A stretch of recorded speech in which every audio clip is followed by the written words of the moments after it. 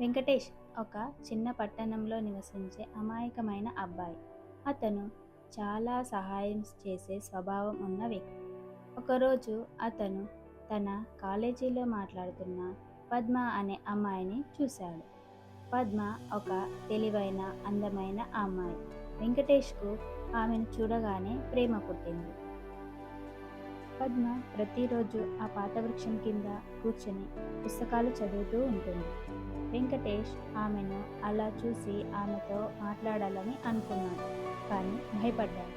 ఒకరోజు ధైర్యంగా ఆమె దగ్గరకు వెళ్ళి, హాయ్, నేను వెంకటేష్. నువ్వు చదివే పుస్తకాలు చాలా ఇంట్రెస్టింగ్గా ఉంటాయి అని అన్నాడు. పద్మ స్మైల్ చేస్తూ, ధన్యవాదాలు, నేను పద్మ. నువ్వు కూడా ఇక్కడే చదువుతున్నావా అని అడిగింది. ఆ రోజు నుంచి వారు క్రమంగా స్నేహితులయ్యారు.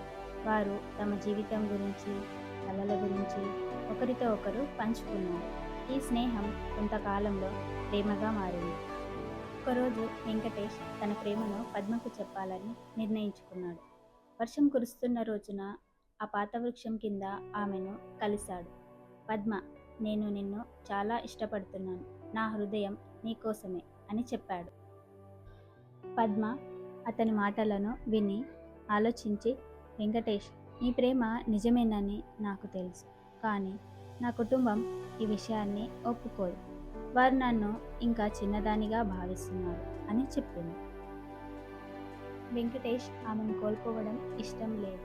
అతను పద్మ కుటుంబాన్ని ఒప్పించడానికి తన స్థాయిలో ప్రయత్నించాడు.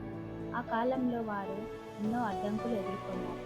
పద్మ కూడా తన కుటుంబాన్ని ఒప్పించడానికి ప్రయత్నించింది. కొంతకాలం తర్వాత వెంకటేష్ యొక్క నిజాయితీ, కష్టపడి పనిచేసే స్వభావం పద్మ కుటుంబాన్ని మెప్పించాయి. వారు ఇద్దరి ప్రేమను అంగీకరించారు. చివరకు వెంకటేష్ మరియు పద్మ కుటుంబ సభ్యుల సమక్షంలో వివాహం చేసుకున్నారు.